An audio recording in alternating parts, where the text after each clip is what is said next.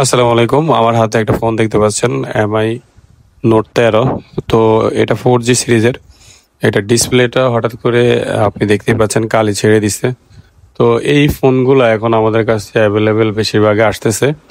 কারণ হলো এগুলা হঠাৎ করে চাপ খায় বা হাত থেকে পড়ে ডিসপ্লের এক অংশ চলে যায়, এক অংশ কালো হয়ে পুরো অংশটা আস্তে কালিটা ছেড়ে দেয়। তো এগুলো আসলে ডিসপ্লে ইস্যু। তো এক ভদ্রলোক নিয়ে আসছে, তো উনি অরিজিনাল ডিসপ্লে লাগবে। আমাদের কাছে Xiaomi মডেলের অল সিরিজেরই অরিজিনাল ডিসপ্লে অ্যাভেলেবেল আছে।